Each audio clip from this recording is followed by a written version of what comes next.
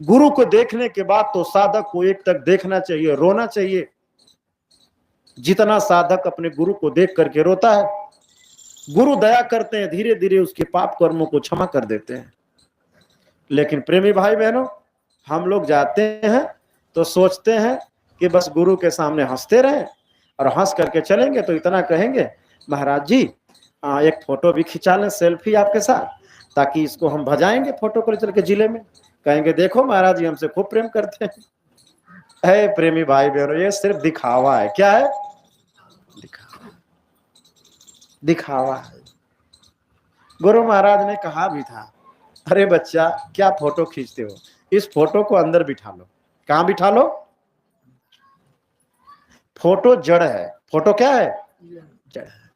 जड़ कभी पकड़ में नहीं आ सकती, जड़ है। चेतन तो गुरु चेतन है, जो अंदर विराजमान है आपके। कहां विराजमान है? हम ही लोगों के अंदर गुरु विराजमान है, और हम लोग फोटो लेके दौड़ रहे हैं। क्या लेके दौड़ रहे हैं? फोटो हाथ में ही रह जाएगा और एक पिंजड़ा से सुगना उड़ जाएगा। खाली हाथ यहीं पड़े रहोगे टरटराते हुए, कुछ जाएगा नहीं। फोटो के पीछे मत दौड़ो, गुरु जो कहते हैं उनके वचनों पर दौड़ो। वही रेलवे लाइन की पटरी समझ लो, उसी पे दौड़ते रहो, बस देखो मत कुछ। गुरु जो कह दे बस उसी पर चलो। गुरु आगे खड़ा है, आपको पकड़ लेगा। उसकी आवाज को पकड़ो, उसके वचनों को पकड़ो। वचन को पकड़ लोगे, गुरु तक पहुंच जाओगे, और जिस दिन पहुंच जाओगे गुरु नाम के जहाज पर बैठा करके आपको आपके घर पहुंचा देंगे। लेकिन महाराज जी आवाज तो खूब लगा रहे हैं, खूब समझा रहे हैं, खूब निवेदन कर रहे हैं। आज महाराज जी को भी 12 साल हो गए लगभग समझाते हुए हम लोगों को, लेकिन हम लोग टस से मस हुए। कोई आदमी हो गया हो तो बता दो कि हमारे अंदर परिवर्तन हो गया।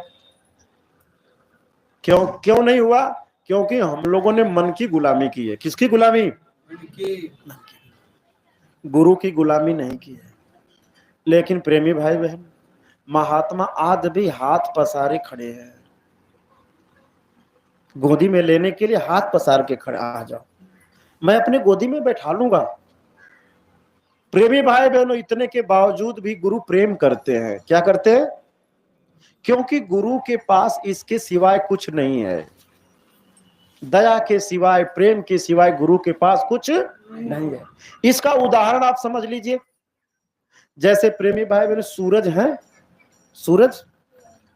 सूरज दिन में निकल जाए और आपको खूब गर्मी लगे, आप गर्मी से खूब परेशान हो, तो लोटे में जल लेकर कहना, सूरज देवता मैं आपको जल दे रहा हूं, आप पी लीजिए, लेकिन हमको जरा शीतलता दे दीजिए। क्या दे दीजिए? ले लीजिए। आप एक आध बाल्टी पानी पिलाएंगे तो रखी हूं, एक लोटा पिला रहे हो, पियो, लेकिन हमको जरा शीतलता दे दो। बताओ, सूर्य शीतलता दे सकते हैं? क्योंकि सूरज के अंदर शीतलता है ही नहीं। क्या है? गर्मी है। क्या है?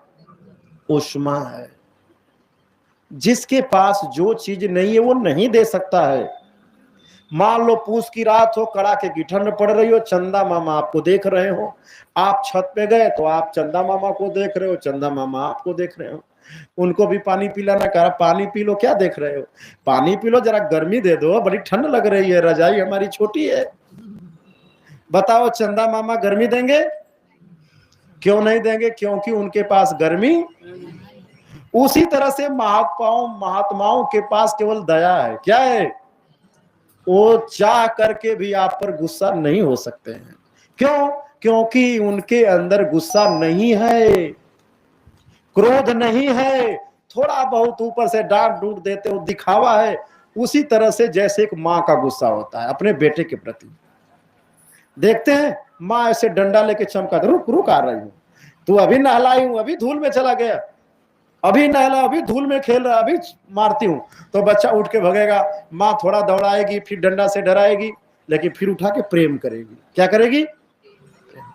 वही काम गुरु का होता है।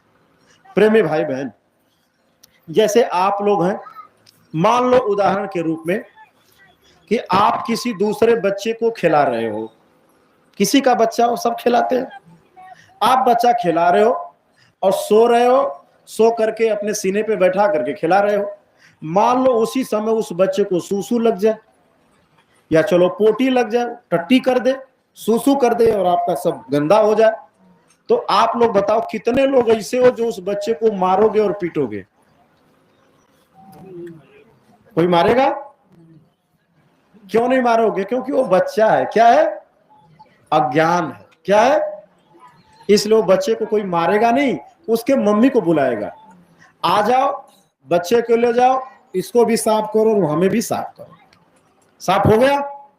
उसी तरह से प्रेमी भाई बहन, महापुरुष दयालु होते हैं। हम लोग जा करके टट्टी कर देंगे, यानी कर्म लाद के ले जाएंगे। क्या लेके जाएंगे?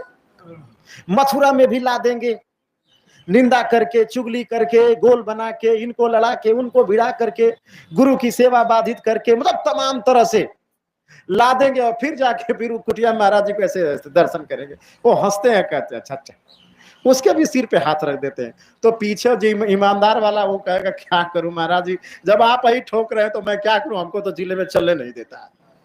आखिर क्या करें बताओ, उनको महाराज जी भगा दें? क्या करें? अरे उन सब हम लोग उन्हीं के बच्चे हैं, कोई अच्छा है, कोई गंदा है, कोई कैसा है, कोई कैसा है। तो महात्मा तो सबको प्रेम करेंगे, भगाएंगे तो नहीं। क्यों नहीं भगाए? क्योंकि उनके अंदर केवल दया है। क्या है? हम लोग कभी कभी चिढ़ जाते हैं। क्या कह जाते हैं? कभी कभी चिढ़ जाते हैं, बहुत गुस्सा इसलिए आ जाता है कि जैसे आपको कोई एकदम तंग कर दे और वो जाकर के वो भी हंसे और महाराज जी उससे भी हंस के बात कर दे, तब जो जो जिम्मेदार होता है, ईमानदार, वो कहता है अब क्या करें, हम तो पस्त हो जाते हैं।